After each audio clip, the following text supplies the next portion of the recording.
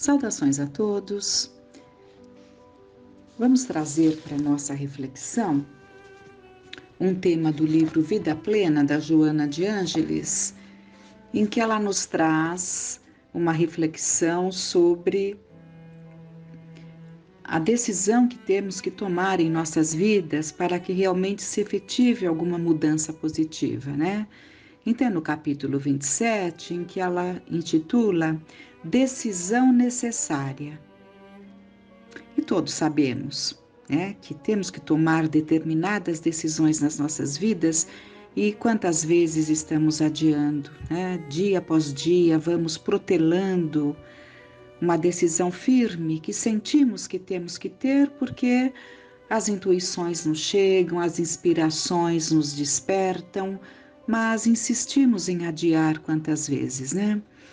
E para compreendermos melhor essa necessidade de sermos mais abertos a atitudes, vamos nos recordar de um ensinamento de Jesus que ele nos traz por ocasião de um intérprete da lei que o procura. Na verdade, ele se levanta, então nós podemos depreender que ele estava ali na sinagoga, né? Porque os judeus frequentavam as sinagogas e Jesus muitas vezes esteve presente nas sinagogas, né? E ali fazia as suas preleções quantas vezes. Então, mas a maioria, vou até abrir um parênteses, que a maioria das vezes era ali realmente na natureza, né? Ali no caminho, à beira do lago de Genezaré, nos montes, mas temos relatos de que ele esteve em sinagoga, né? Então, por algumas vezes, e essa deve ter sido uma das vezes em que esse intérprete da lei se levanta e, para tentar Jesus, ele pergunta: Mestre, o que devo fazer para herdar a vida eterna? E Jesus então lhe diz: conheces a lei, o que está lá? E Jesus e o intérprete da lei então responde: amarás a teu Deus de todo o entendimento, de todo o teu coração, de toda a tua alma e de todo o teu entendimento. Foi assim que está escrito ali na lei, né? E de todo o teu entendimento. E continua ele, né? Porque se buscarmos ali o mandamento, veremos. E ao próximo como a si mesmo, né? Então Jesus lhe diz: dizes bem, né? Fazes tu, né? Então Jesus lhe diz que estava certo o que ele dizia, que ele fizesse isso, né? Amar a Deus sobre todas as coisas, de todo o coração, né? De todo o entendimento, e ao próximo, se ele fizesse isso, ele herdaria a vida, né? A vida eterna, que significa aí a vida em abundância, né? E a vida plena. Mas esse intérprete da lei, então, para justificar a sua pergunta, uma vez que ele soube dar a resposta, ele tinha que continuar ali para justificar a razão daquela pergunta, né? Uma pergunta desnecessária, porque ele sabia a resposta, mas ele pergunta então: mas então quem é meu próximo?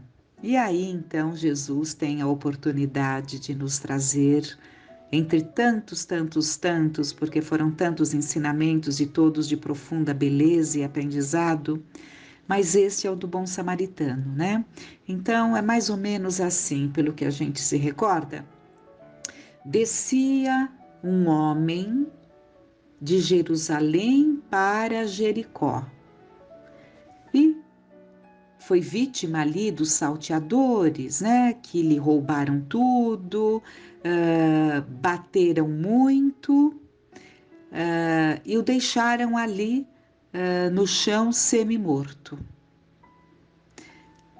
Em seguida Jesus diz: Passou ao largo, casualmente vinha um sacerdote, que passando ao largo, olha e segue.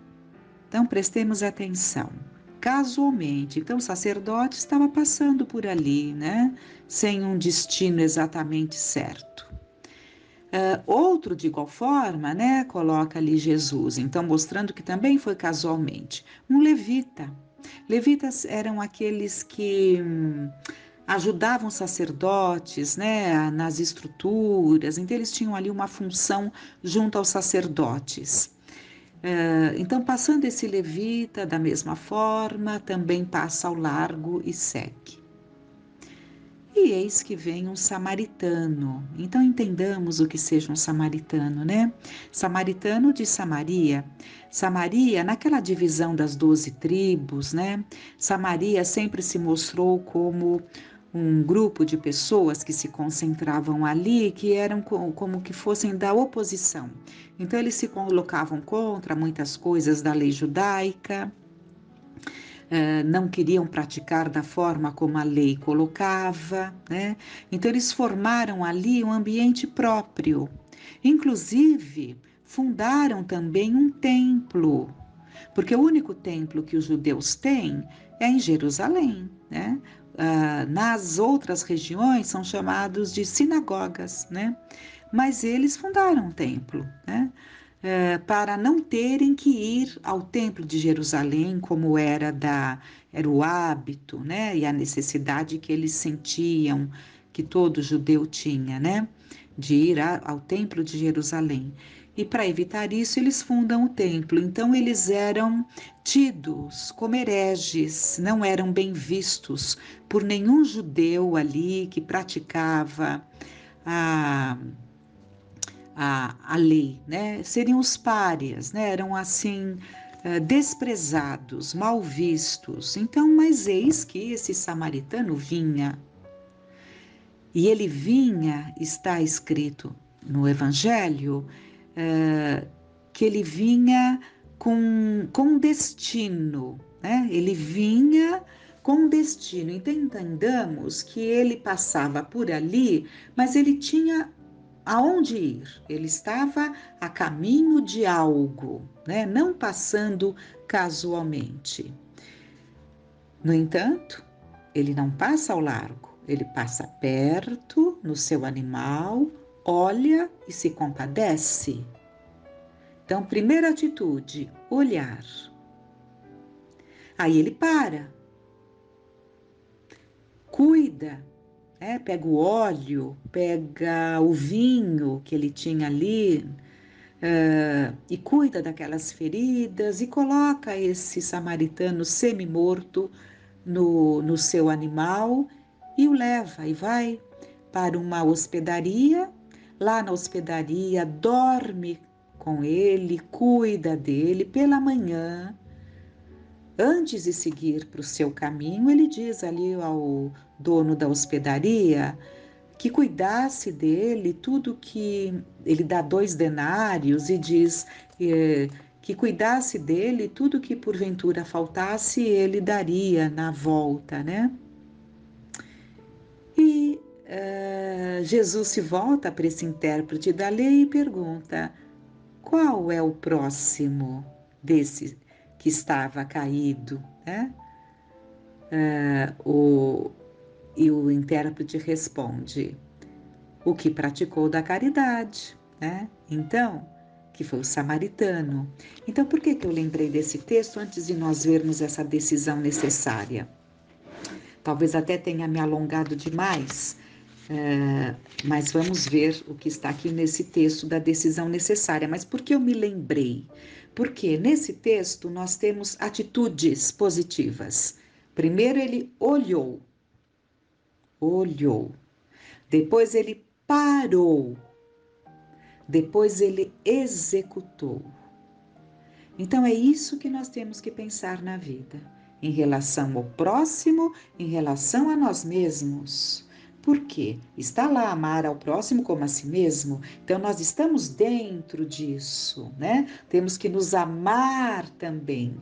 Então, olha, olhar, parar, executar. Quantas vezes não olhamos para nós, não nos contemplamos? Como a Joana de Ângeles diz que temos que aprender a contemplar o ser humano. E se nos contemplássemos, nós veríamos a nossa essência. E vendo a nossa essência, nós perceberíamos o que deve ser mudado. Né? Porque nós aprendemos lá, Kardec nos ensinou, como se reconhece o verdadeiro espírita. Né? Kardec coloca, reconhece-se o verdadeiro espírita pela sua transformação moral e pelos esforços que emprega para domar as suas más inclinações. As más inclinações, né, que Jung chama de sombras. Né? Então, é preciso que nos olhemos, que paremos e tomemos uma atitude, seja em relação ao outro, seja em relação a nós mesmos. Então, agora vamos ao texto. Decisão necessária do livro Vida Plena.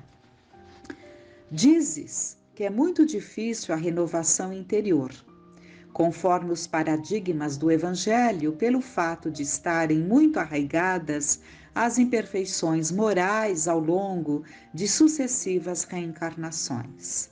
Afirmas que experimentas desânimo e tens vontade de desistir dos compromissos saudáveis em razão do temperamento incontrolável. Elucidas que admiras os apóstolos da fé cristã e os missionários do bem, mas que não tens fibra para agir à sua semelhança. Várias tentativas tens feito para viver de acordo com os postulados da fé espírita, caridade, abnegação e tolerância, por exemplo. Tens tentado vezes sem conta e fracassado lamentavelmente quando te dedicas ao programa de autoiluminação. Parece que uma força desconhecida e inibidora intervém e aumenta assustadoramente os desafios, fazendo-te fracassar. Então aqui é como se ela estivesse falando que quantas vezes sentimos, né? Uma dificuldade, até se faz algumas coisas ali dentro da caridade, né? Naquele exercício de abnegação, no exercício de tolerância, mas quando estamos ali naquele ponto que queremos mesmo, né? Um programa ativo de autoiluminação, não nos sentimos motivados. Ela continua.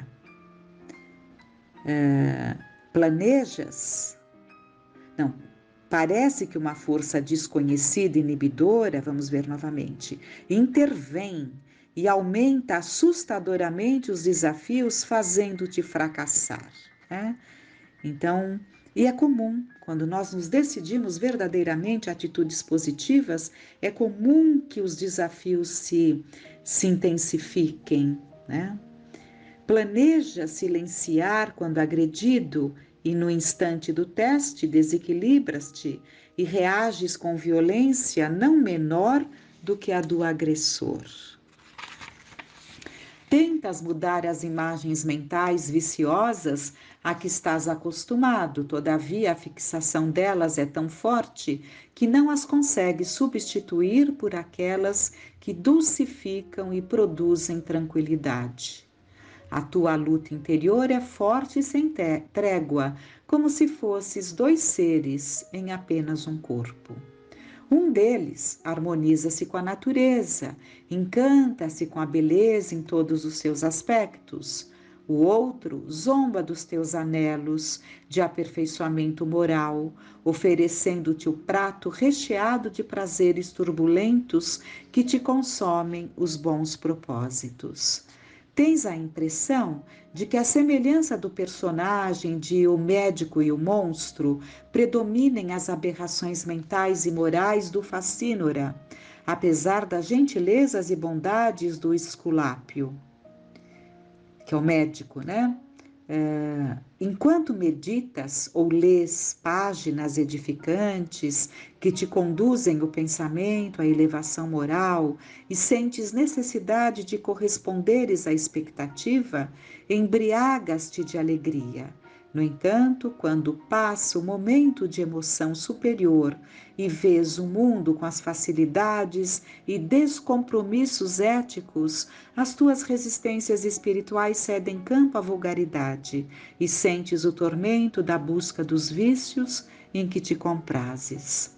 Observando os frívolos e serventuários o deboche e das manipulações dos veículos de degradação humana, percebes que esta é a tua oportunidade de fruir a experiência sorvendo o licor das paixões animalizantes que, após vivenciadas, te conduzem ao vazio existencial, ao tédio perigoso, à perda do sentido.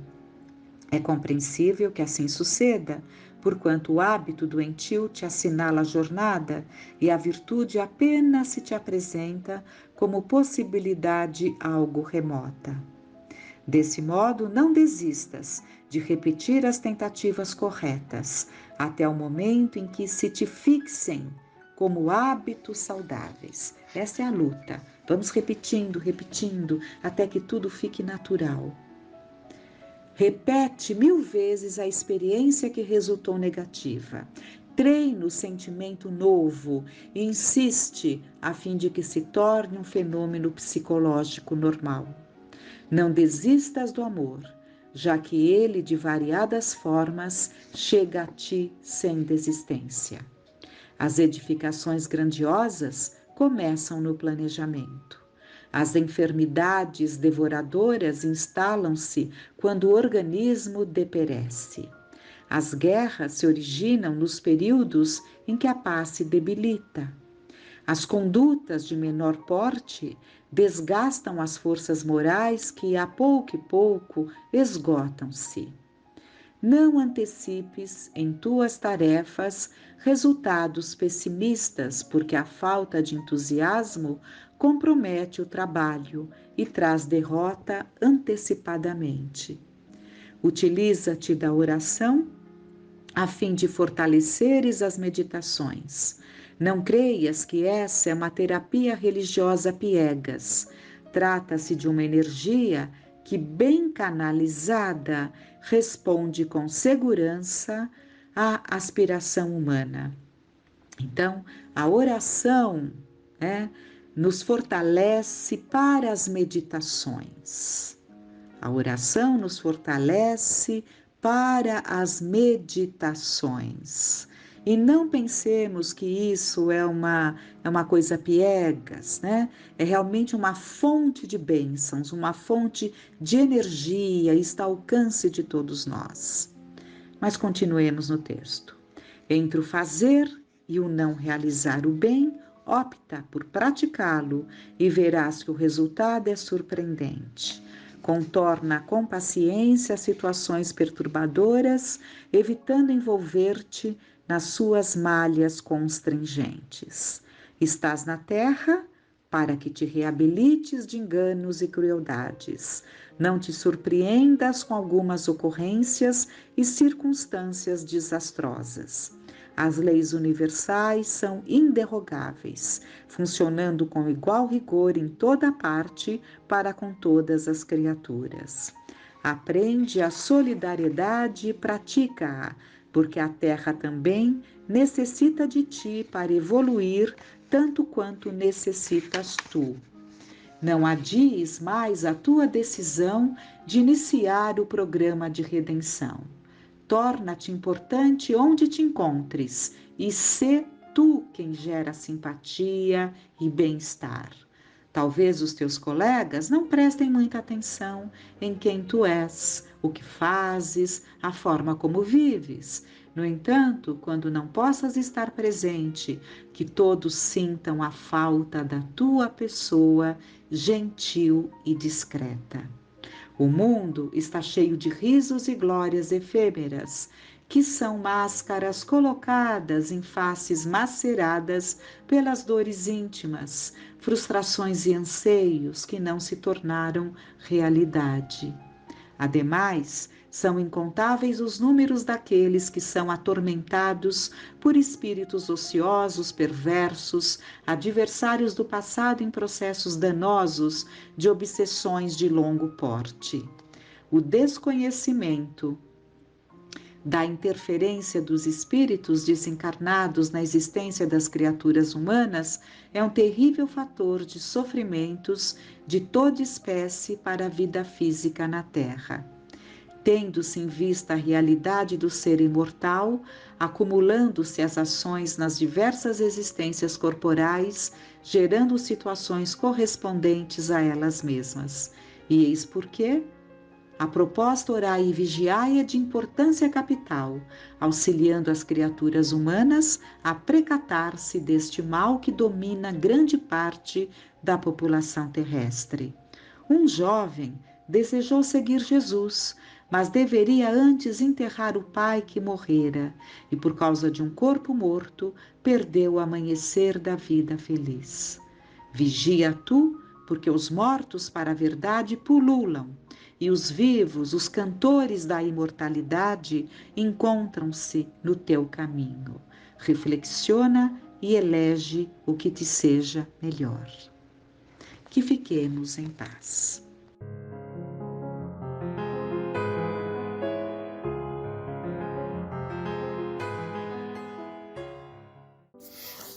Olá a todos, nós hoje trouxemos do livro Mergulhando no Mar de Amor, que é o livro que fala sobre Frei Fabiano de Cristo, que é o mentor espiritual da nossa casa. E no final do livro ele traz uma série de reflexões muito ricas, muito interessantes. Ele fala, por exemplo, sobre falar e agir. Falar menos, agir bastante. O que puder ser feito em silêncio, eu o farei. Estarei concentrado nas minhas mãos para que trabalhem bem. Estarei concentrado em meu coração para pulsar melhor pelo meu irmão. Estarei concentrado em meu pensamento para que ele seja puro impulso de amor a serviço de todos. Que o meu silêncio exterior seja a expressão de muito trabalho interno, construtivo e enriquecedor. Então vejam quando ele começa dizendo: falar menos, agir bastante. E que aprendizado tem nesse trecho tão pequeno, Porque quantas vezes nós falamos, temos tantos projetos, tantos planos, no entanto, talvez pouco executamos, pouco colocamos em prática, pouco começamos. Então é um exercício para que a gente fale menos, e que a gente haja bastante, faça bastante, comece, ainda que nós não tenhamos as condições perfeitas, as condições ideais como nós imaginamos para começar alguma coisa. É aquele ditado que diz que o pouco com Deus é muito. Então é o valor das pequenas atitudes, das pequenas obras, dos pequenos trabalhos, que se feitos ali com boa vontade, com amor, eles ganham ali significado, eles ganham importância. Isso nos ajuda muito ali na nossa trajetória. Ele fala: o que puder ser feito em silêncio, eu farei. E o quanto tem sido importante nós refletirmos sobre a questão do silêncio. É não só o silêncio da fala, mas acima de tudo o silêncio interior. Esses momentos em que a gente se recolhe, em que a gente se cala, em que a gente ali medita, reflete, ouve o que a vida tem a nos dizer. Há aquela frase repetida em que diz que quando nós fazemos uma oração, nós conversamos com Deus. Mas quando nós fazemos uma reflexão, uma meditação, nós estamos nos preparando para ouvir aquilo que Ele tem a nos dizer. Então vejam que esses momentos de silêncio, de recolhimento, eles nos ajudam a percebermos aquilo que nos rodeia, a percebermos ali as intuições, os conselhos que a espiritualidade ali nos oferece, Porque nós podemos fazer uma prece ali como uma mera repetição de palavras, fazendo a prece ali preocupados com tantas outras coisas, mas esse silêncio que ele fala é muito importante. O que o André Luiz fala, do silêncio, o grande silêncio das coisas, ele usa essa expressão, quando ele está ali num processo de recuperação, em que ele fala que ele começa ali a ouvir na natureza, que tudo começa a ter um significado muito grande. Ele fala os rumores do bater das asas de um pássaro, o vento que sopra, tem coisas que parecem que são insignificantes, mas ele fala que ele começa a perceber ali nesse grande silêncio das coisas o significado, a vida pulsando ali, Enfim, tudo isso reforçando a importância desse silêncio, sobretudo esse silêncio interno, em que a gente para ali, sai dessa loucura em que muitas vezes a gente vive nas obrigações do dia a dia, e ali vai pouco a pouco nos refazendo. O próprio Cristo tinha esses momentos. A gente sabe ali que muitas vezes até o final do dia ele ficava ali sozinho, ele fazia a sua prece, nessa comunhão ali com Deus, se reabastecendo ali de dias que certamente não foram fáceis, mas ele tinha sim os seus momentos de silêncio, os seus momentos de reflexão, os seus momentos de prece, nos convidando também a cultivarmos esses momentos dentro do nosso dia a dia. E aqui mostra o que é um espírito de condição, um espírito de grande desprendimento, Porque ele fala que ele estará concentrado nas mãos para quê? Para que elas trabalhem bem. Que ele estará concentrado no coração dele para quê? Para pulsar melhor pelo irmão. Estarei concentrado no pensamento, ele diz, para que seja puro impulso de amor a serviço de todos. Então, para esses espíritos, como o Frei Fabiano, pensar no outro, amar o outro, isso é natural, como é espontâneo, não exige ali nenhum esforço, para eles é uma alegria, é um prazer, enquanto para nós ainda é um exercício, ainda é uma, às vezes até uma tarefa mais necessária para que gradativamente isso que hoje ainda é um exercício, isso se torne ali um hábito natural. Lembrando que André Luiz fala que a disciplina antecede a espontaneidade, ou seja, essa disciplina então da prece, essa disciplina do silêncio, para que com o tempo, gradativamente, nós vamos percebendo o prazer, a alegria, o bem que nos faz, Pensar no outro, o silêncio, o falar menos, o agir mais. Então, tudo isso vai ali, ao longo do tempo, com exercício, se solidificando e nos mostrando o bem que tudo isso nos faz. Em outro trecho, ele fala sobre a busca do saber, não esmorecer ante o que ainda não compreende, perceber que saber é sentir. Saber é maior do que a cultura. A verdadeira sabedoria está em seguir as leis de Deus. Há muitas pessoas que supervalorizam a cultura, os títulos, mas cultura vem de fora para dentro.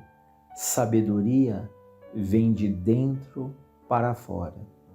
Sabedoria é resposta aos estímulos divinos sempre em nós. Cultura nem sempre está associada à sabedoria, senão os doutores diplomados não cometeriam crimes. Cultura é algo necessário, mas não é suficiente.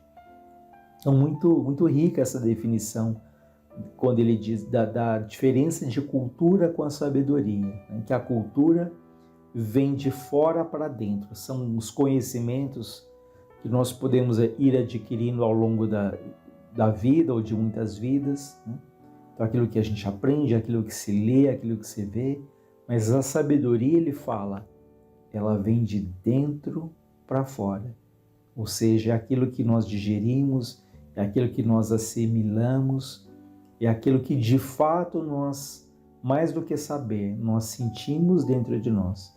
Por isso é que ele fala que saber é sentir.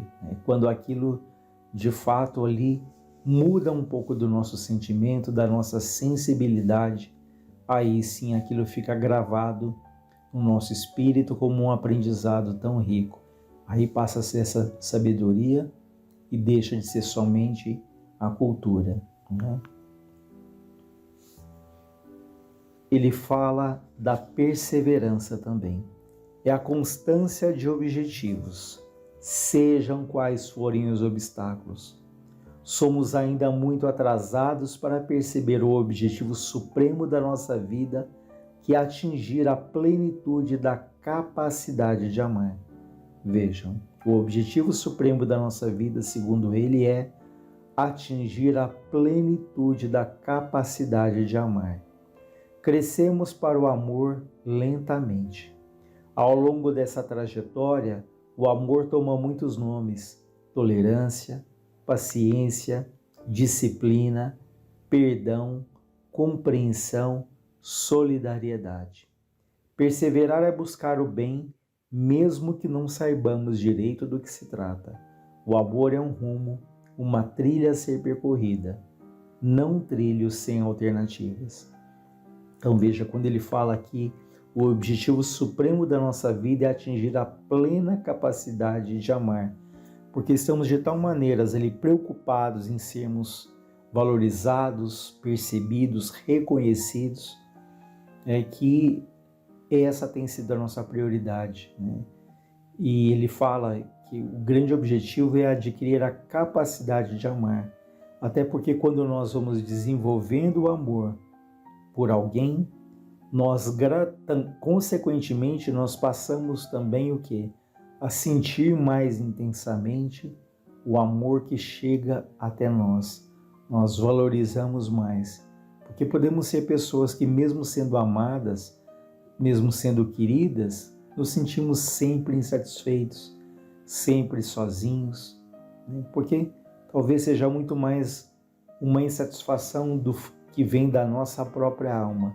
Nós nos sentimos insatisfeitos, nós nos sentimos sozinhos, mesmo que tenhamos sim o amparo, o carinho, o apoio de familiares, de amigos, de pessoas que nos querem bem. Né? Então, quando nós vamos olhando para o outro, desenvolvendo a nossa capacidade de enxergar o outro, de sermos solidários, né? Nós vamos adquirindo gradativamente, então, essa capacidade de amar e, mais uma vez, reforçamos. Nós começamos também a sentir mais intensamente o amor que vem do outro. E ele fala de uma maneira muito interessante que, ao longo dessa trajetória, o amor toma muitos nomes: tolerância, paciência, disciplina, perdão, compreensão, solidariedade.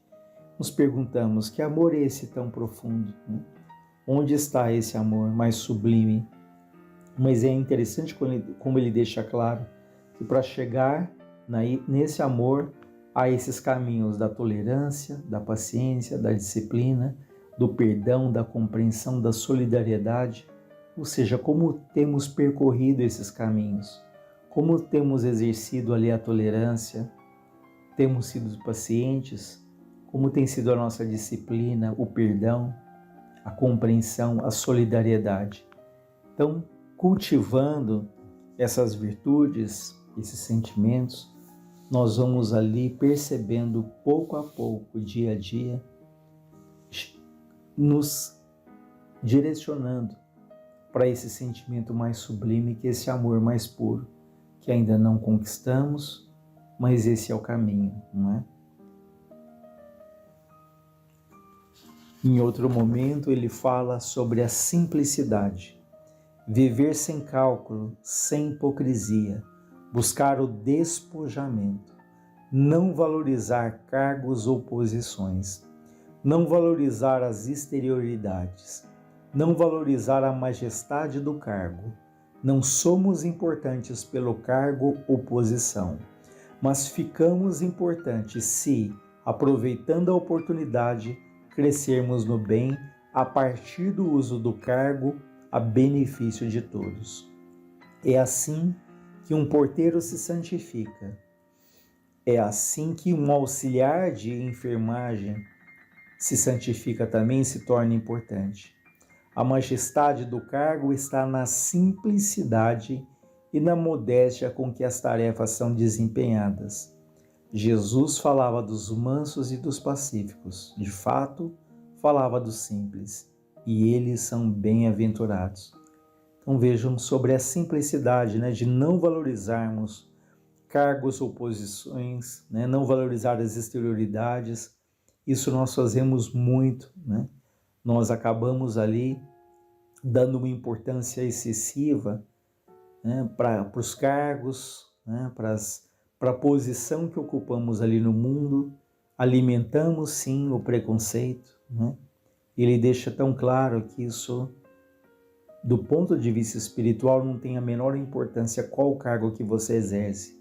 O grande ponto é o que você faz do cargo que você tem na mão. O que você tem feito onde Deus nos colocou. E a gente lembra ali do exemplo de André Luiz, quando ele diz que do outro lado, um médico, um enfermeiro, um faxineiro, qualquer que seja a profissão, é como se recebêssemos uma ficha de médico, uma ficha de engenheiro, uma ficha de um auxiliar, uma ficha de frentista. Então, do outro lado, não se pergunta qual foi a sua função.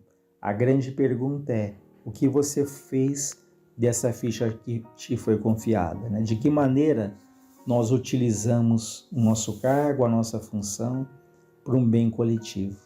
Então, isso nos faz pensar também no conceito de humildade que o Frei Fabiano frisa tanto nesse livro, que é você não se sentir nem mais, nem se sentir menos do que ninguém.